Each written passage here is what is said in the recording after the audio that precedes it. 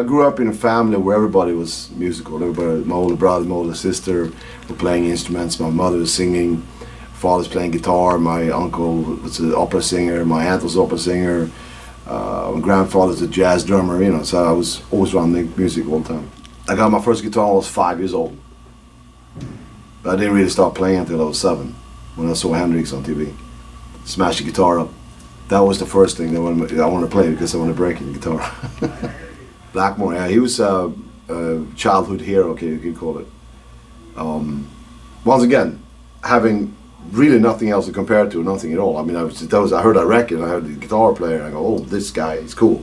So I was 8 years old, so I thought it was very good. My first album was Deep Purple Fireball. That was, you know, where I grew up, in the country I grew up in when I was very little. Didn't have radio, didn't have nothing. So that became my universe. So that everything on the record became like very important to me, you know. And then I had the album Deep Purple in rock, and then Made in Japan. And by that time I was very much I started going into classical music.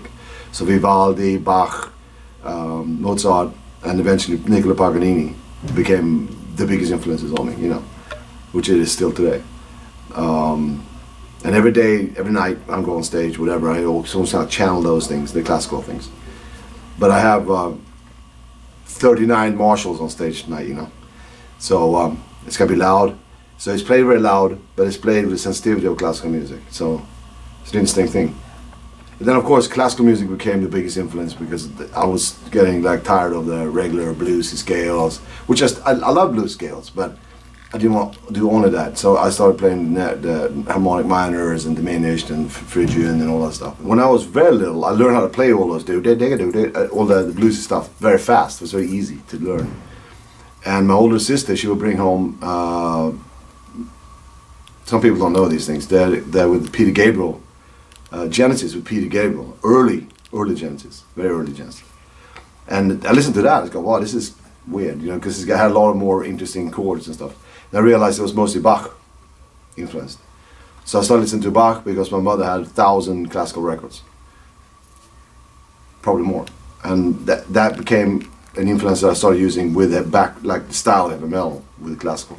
It was funny because Mike Varney said, I have this band I'm gonna sign and I want you to play guitar. And okay, whatever. So the music was very simple, very banal in a lot of ways, you know. So it wasn't my cup of tea exactly, but anyway, I decided to do it. And I remember we were in a farm in Northern California. This is also in the book, by the way. And they made me wait until the last day to record because I didn't have a work permit. So everybody was done and they said, okay, it's your turn, we have one day. Okay, so I recorded the whole thing in one day, which wasn't very hard to do. And then we played out. I remember the first show we did was in Reseda Country Club. It's the first show we did. And it was interesting. It was 30 people or so there. And then the next show was full. It was really good. I had a good time. It was good. It was funny because I landed in the States, was it 32 years ago, something like this. And I think I've been in, like a couple of hours after I landed, the guys in Steeler go, hey, let's go to Rainbow. I don't know what the Rainbow is. So I went to the Rainbow and there was Ron James Dio. And I will never forget it, you know. Because I was from a place where you never saw anybody. So to me that was amazing. And we became friends. And we were friends all along, the whole way through. We toured numerous times and recorded and had fun. He was a great musician and a great person. I love him, you know, very good. Why Fender? Well, take a look at it. It's not only beautiful, but it's actually everything is made for a purpose. You know, it's so. I mean, it was made 60 years ago. 60 years ago, designed this, and it's still unsurpassed. No one has made a guitar that's better. And I got a bunch of other things. I have all sorts of other different guitars, but these are the only ones that take the battle. You know, this one's even got my name on it.